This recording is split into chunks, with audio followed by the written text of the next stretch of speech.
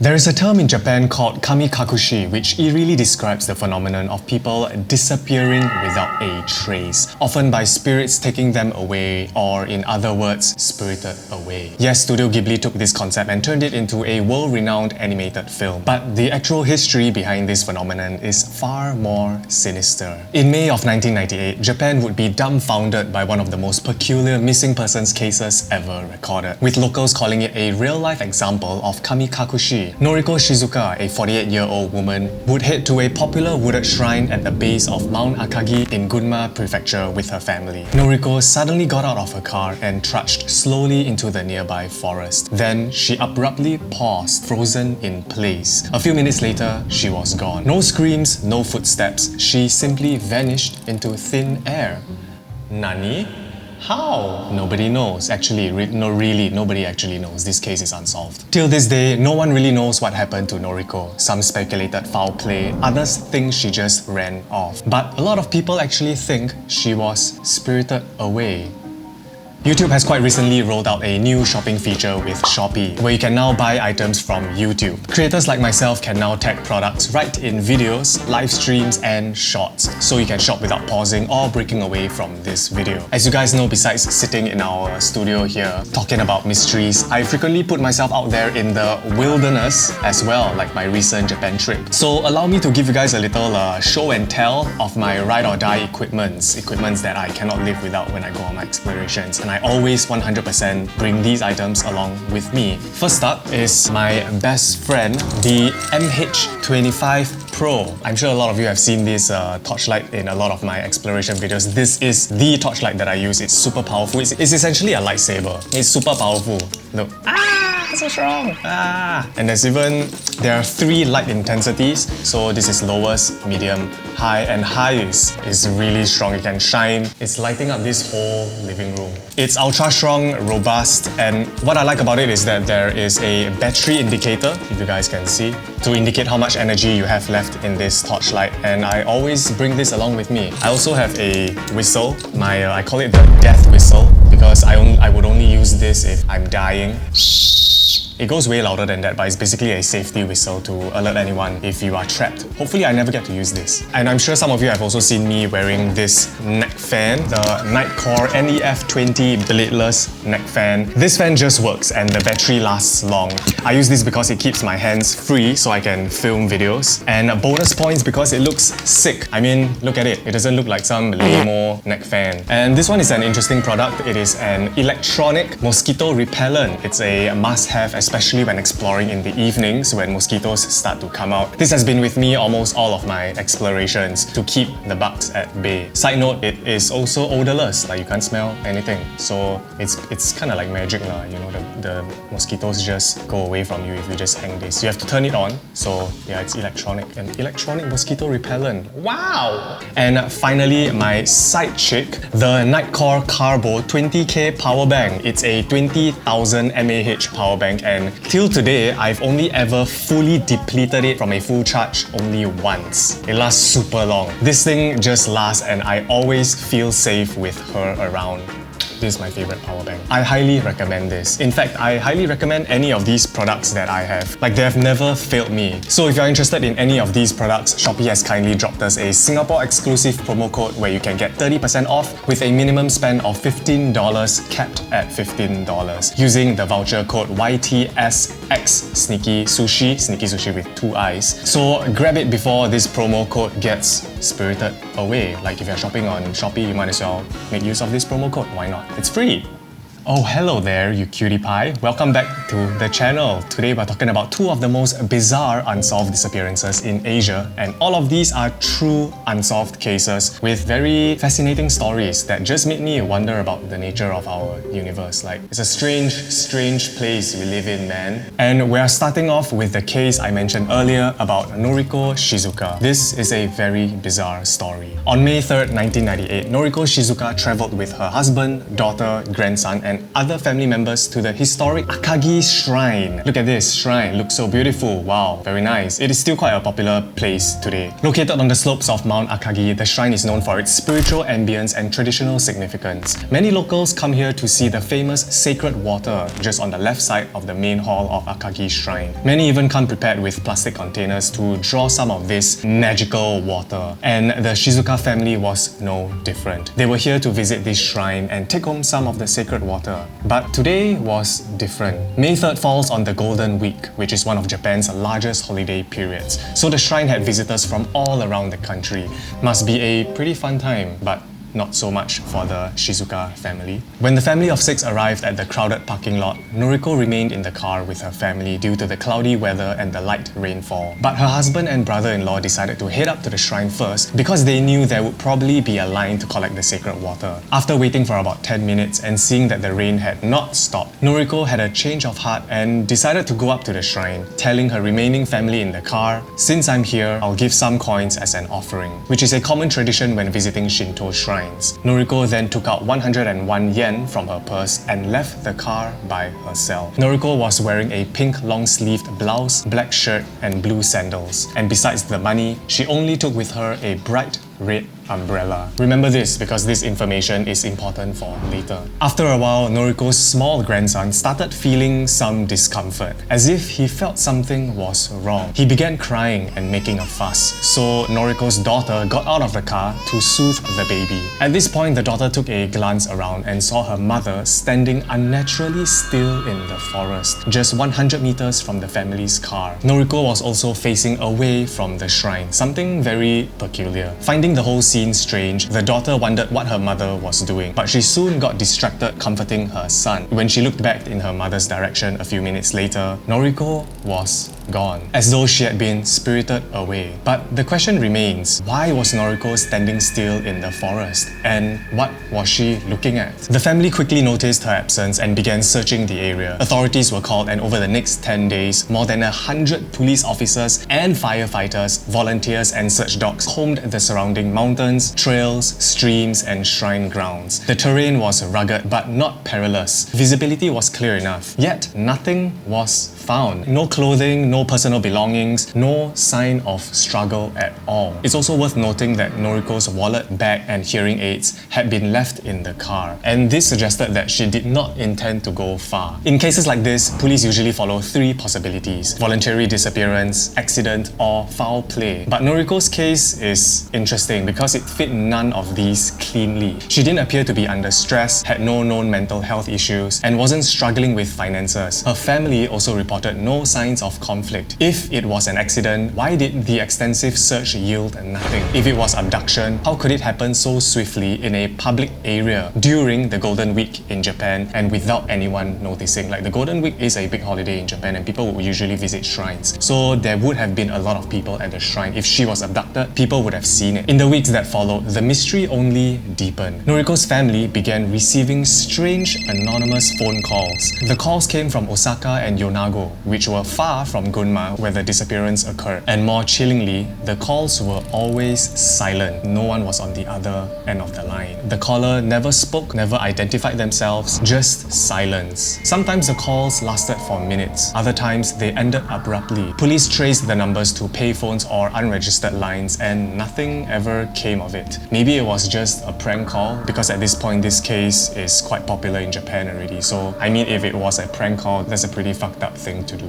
Then came the footage. 7 months after Noriko's disappearance, a popular Japanese TV mystery show aired a viewer-submitted home video taken from the shrine on the day of her disappearance. In the video, a woman holding a red umbrella and a pink shirt, just like Noriko, remember I mentioned it earlier, walked through the shrine entrance. Had Noriko finally been found? Not really, because Noriko's family was 100% sure that the woman in the footage was not her. And unfortunately, this is the only image I can find from the footage, which isn't the best. As you can see, it's quite blurry and I can only find a single frame. And we can't really identify much from this, so my apologies on that. Still looking for some resolve, the Shizuka family turned to the help of an American psychic. And much to the family's dismay, the psychic had a very grim prophecy. The psychic that the Shizuka family visited claimed that Noriko was dead. According to the psychic, Noriko encountered a young man on her way to the shrine. The man said that he needed help picking up somebody who had fallen. Noriko agreed to lend a hand, and that's why her daughter saw her walking away from the shrine. The whole act was a play though, because once the man got Noriko to an isolated spot, he and his accomplice grabbed her and dragged her into a car. Although this story was very specific,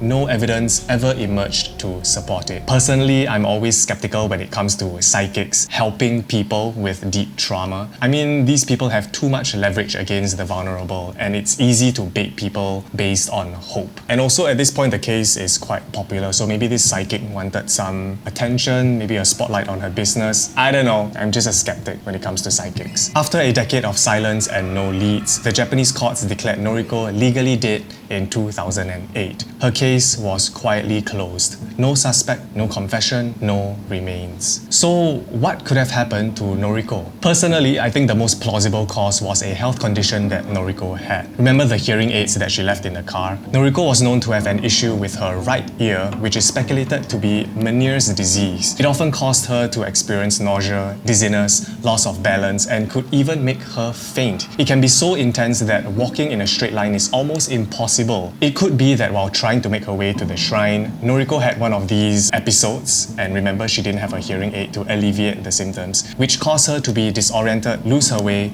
and possibly fall down a hill in the forest. But this theory is full of holes because her body was never found. If that indeed happened, if she actually fell down a hill, her body would have been found even after such an extensive search with 100 over police and firefighters. The abduction theory is also difficult to reconcile with the timing, location, and number of people in the area. Police had sent sniffer dogs, and even the dogs couldn't find Noriko's scent. Another theory is the voluntary disappearance, but it seems unlikely due to the lack of preparation or motive. So that leaves us with the last theory. Could Noriko have been spirited away? I mean, Mount Akagi has long been associated with spiritual folklore, home to forest gods and temporal anomalies. Maybe Noriko slipped through a thin place between our world and another. I mean, the concept of being taken by the spirit of the forest is very common and is popular in Southeast Asia as well. For example, the Orang Bunyan, but that's a story for another time. Let me know in the comments if you want me to make a video about that. Also, there's a rumored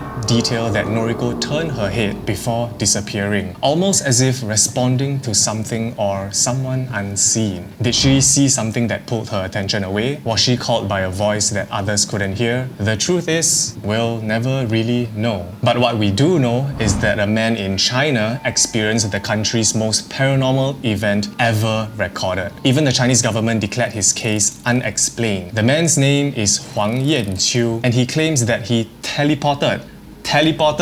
Yes, not once, not twice, but 3 times. This fella teleported 3 times. I know it sounds unbelievable, but there are actually very strong evidence that supports this. And till this day, no one has been able to debunk his claims. But better yet, there is very real evidence to suggest that it actually happened. Huang Yanqiu was a humble man, born in 1956 in Dongbeigao, a quiet farming village in Feixiang County, China. Like many people in rural China back then, Huang had never ventured far from home, let alone think about traveling the country. He lived a simple life, spending most of his life toiling the fields, and by the summer of 1977, things were finally looking up for him. He was engaged, had just built his new matrimonial home, and after the harvest, he would marry the woman he loved. But on the night of July 27th, 1977, after finishing a long day of work, Huang laid down in his half-built home and fell asleep around 10 p.m. When he woke up, he found himself 780 kilometers away from his hometown. He woke up in the city of Nanjing. The next morning, Huang was gone. His bed was untouched. No footprints, no notes. Villagers in Dongbeigao scoured roads, ponds, fields, but they all yielded nothing. Given his limited education and lack of travel experience, it was unthinkable that Huang could have just wandered off. Furthermore, he never expressed any interest in leaving the village, so this was very unlike him. As the days go by, the villagers, especially his family, started to get very worried. I mean, naturally. They looked everywhere for Huang. Even his soon-to-be bride was starting to think that their wedding would be cancelled. Then 10 days later, a telegram arrived in the village, all the way from Shanghai, and it stated, "Huang is here with us." The telegram came from a deportation center in Shanghai, hundreds of kilometers away. The message was simple: Huang Yanqiu was alive and needed someone from the village to bring him home. For one reason or another, the telegram got delayed and it took 10 days for it to arrive in Dongbeigao village. But here's the twist. The telegram was dated 9 AM on July 28, just hours after Huang vanished. So in other words, Huang traveled more than 700 kilometers from Dongbeigao village to Shanghai in just 9 hours. Now this was unfathomable in 1977. Trains weren't as fast and it would have taken Huang at least 20 hours to get from Dongbeigao village all the way to Shanghai by train. And forget even thinking about air travel, it was still very expensive for a poor villager like Huang to afford. Huang's father was obviously suspicious of this. In fact, his initial reaction was that somebody else got mixed up for his son and they got the wrong guy in Shanghai. But there was one surefire way to confirm the identity of his son. He knew that Huang had a birthmark on his wrist, so he sent a telegram back to Shanghai asking the officials at the deportation center to confirm if the person they're saying is his son indeed has a birthmark on his wrist. And the officials said, yup, he has a birthmark. But the story gets even stranger. When Huang arrived back in his village after this whole ordeal, everyone in the village wanted to know his story. What happened? How did he travel to Shanghai so quickly? But Huang couldn't answer any of their questions because he really didn't know how he ended up in Shanghai. All he could do was recount his experience, and what he told them left his fellow villagers speechless. On the night of his disappearance, Huang said he simply laid down on his bed in his half-built home after a long day of work. But when he woke up at 7 AM the next morning, he looked around and realized he wasn't in Dongbeigao village. He looked around and instead saw cars, streetlights, and skyscrapers. He had woken up on a sidewalk in Nanjing. How did he know he was in Nanjing? Well, as he wandered around, he saw signage that said Nanjing Shopping Center and Nanjing Restaurant. He also recalled seeing a large swimming pool, which he later found out was Lake Xuanwu. As Huang, still in complete shock, walked around aimlessly, he was abruptly stopped by 2 police officers who questioned him. Huang didn't know how to answer the police officers as he was actually really lost and had no idea how he got to this unfamiliar city. The 2 officers then led him to Nanjing railway station, gave him a ticket to Shanghai, and told Huang that they would be waiting for him there. Huang, not knowing what to do and being in no position to disobey the authorities, decided to board the train anyway. But this is when things got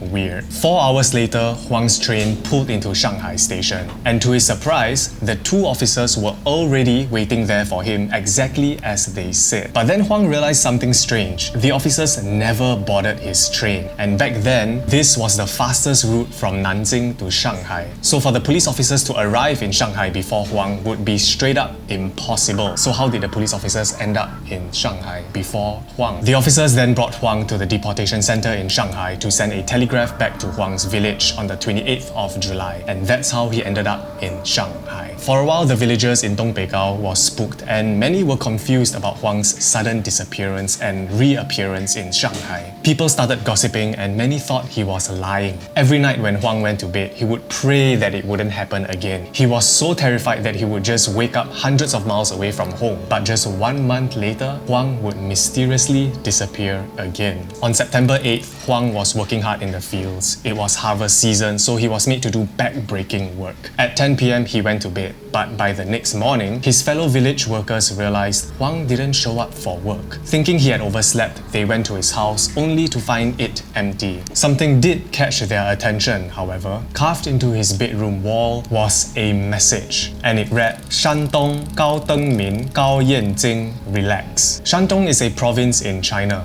Gao Dengming and Gao Yanjing are names, and the message was telling the villagers to relax. Just like the last time, Huang was teleported to Shanghai and quickly sent back to the village again. But this time, there were witnesses. Both in Shanghai and Dongbeigao, many villagers witnessed Huang go into his house to sleep, and there were military officials in Shanghai to confirm that he was there just a few hours after falling asleep in Dongbeigao. According to Huang, this time he woke up at the Shanghai railway station. He looked up and saw the station's clock tower. It was 2 a.m. He wandered around the station trying to find a way back home, but again he was abruptly stopped by two men. They asked, "Are you Huang Yanqiu from Feixiang County?" Huang was relieved that finally someone was able to help him, but then he grew suspicious. How did these two men know my name? He thought. The two men, who were dressed in military uniforms, told Huang that they were assigned to pick him up at the railway station. And again, not knowing what to do and in a foreign land, Huang followed the men into a car. They drove for a few hours, and suddenly, appearing on the horizon was a huge army camp with rows of fencers and military guards at their posts. The two mysterious men took Huang through the military base, clearing every checkpoint seamlessly. In fact, too seamlessly. The patrol guards didn't even seem to notice the two men who were bringing Huang into the camp. They eventually reached a room deep inside the military base where the two men opened a door and pushed Huang through. Inside the room was a senior-looking military official just sitting at his desk. He looked up at Huang and was immediately alarmed at his arrival. "Who is this rugged-looking man who just barged into my office, and where did he come from?" The senior official began radioing guards to apprehend Huang, and when the guards came rushing into the office, they questioned Huang. "Who brought you here? Where did you come from?" Huang, obviously frightened and full of adrenaline at this point, said, "These two men brought me here." But when Huang turned around, to his dismay, the two men were nowhere to be found. Huang being in this highly secured base was a huge violation. There was no way the guards would have let him in this deep into the base without any clearance. When the guards on duty were questioned on this lapse in security, they all claimed to have never seen Huang and the two soldiers who brought him in at any point during the day. So they had no idea how Huang ended up in the senior official's office. Another telegram was sent to Dongbeigao village, and this time they wanted to know every detail about Huang. They asked the village head if Huang was a spy, but the head of the village simply said Huang was just a simple farmer with no ill intent. Without any other information, the army decided to send Huang back to his village, but gave him a stern warning that he will be arrested if they ever see him inside the army base again. Huang returned to Dongbeigao village on the 11th of September, 3 days after he disappeared for the second time. In official military reports, this incident was declared unexplainable, as there were zero leads on how Huang managed to arrive in Shanghai so quickly and how he managed to get so deep into the military base. Due to the multitude of witnesses testifying that Huang went to sleep in the village and the military confirming that he was in Shanghai, everyone who felt that Huang was lying soon had their doubts erased. Huang became the most talked about resident in the village, and not in a good way. The gossip intensified, and soon rumors of superstition spread. Many people were now afraid of Huang and thought he was being possessed or even taken by aliens. His supernatural ability to travel vast distances in such a short period of time was physically impossible. Even the media started to take an interest, and journalists and news stations started coming down to Dongbeigao to talk to Huang. But Huang didn't have any answers to their queries because he himself couldn't believe what he experienced. This constant attention even took a mental toll on Huang's fiancée, who sued his family due to reputational damages, and she eventually separated from Huang. But just as he was at his lowest point, once again, he disappeared for the third time. But this time, he didn't teleport, he flew across China. On the 20th of September, just a few weeks after his second disappearance, Huang was walking back home after another long day of work. According to Huang, however, he was so tired, he ended up passing out in the yard in front of his house. He would stay missing until 28th of September, where he was found under a tree in the village. And once again, when asked where he had been, he told the most extraordinary story yet. Huang claimed that he woke up in a luxury hotel room, and again, he saw the same two men, but this time they were dressed in civilian clothing. They introduced themselves as Gao Dengmin and Gao Yanjing from Shandong province, the same names that were carved onto Huang's room. They explained that they had something special planned for Huang in the next 9 days, that they would take him to 9 major cities in China, and they would do so by flying him around. How? Well, you'll soon find out.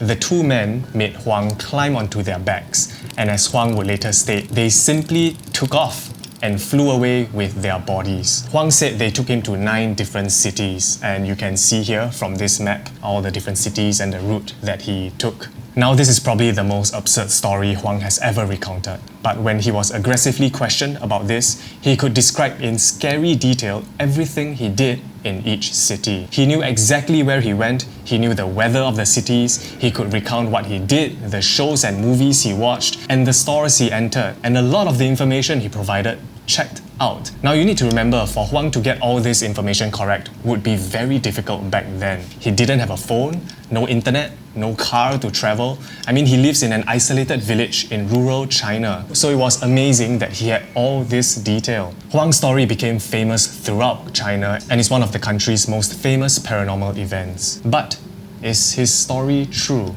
On December 14, 2004, Huang Yanqiu's case was reinvestigated by Dr. Wu, a renowned hypnotist and professor. While the first 2 incidents were supported by witnesses and telegrams and had rather conclusive evidence, Huang's third disappearance raised more skepticism as to whether he actually visited those 9 cities. Under hypnosis, Huang recounted the same story from 1977 but claimed one of the mysterious brothers woke him up from the hypnosis session. A documentary by China Central Television followed, during which Huang was subjected to a polygraph test and he failed. Although experts cited stress, memory degradation, and time lapse as possible reasons. But what about his teleportation? At Beijing Anting Hospital, doctors suggested the brothers would have needed to travel at supersonic speeds, theorizing that Huang either sleepwalked or lied. Villagers, however, strongly rejected the lying theory, noting Huang had no motive and suffered greatly, losing his fiancée, social standing, and basically becoming a laughingstock of the village. So Huang really had no reason to lie. Why would he want to lie to sabotage his social standing in the village? Though sleepwalking was considered, critics pointed out the implausibility of reaching distant cities, buying tickets, and boarding trains undetected while sleepwalking. And personally, I think it's quite an absurd theory. Like, how can this guy sleepwalk 700 kilometers and buy tickets while sleepwalking? Like, how is one supposed to do that? Another theory posited Huang had dissociative identity disorder and that the Gao brothers were alternate personalities, but psychologists found him sane, and the theory couldn't account for eyewitnesses seeing all 3 individuals at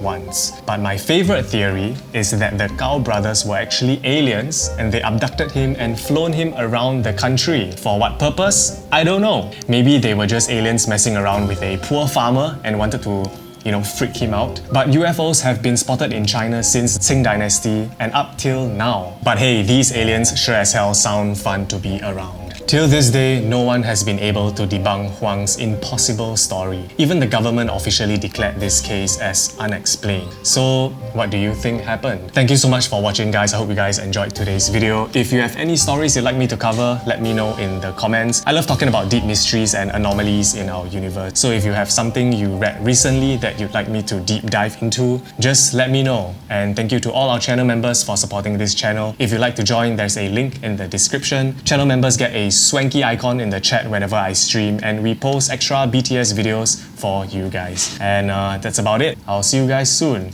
Gonna teleport my way out now.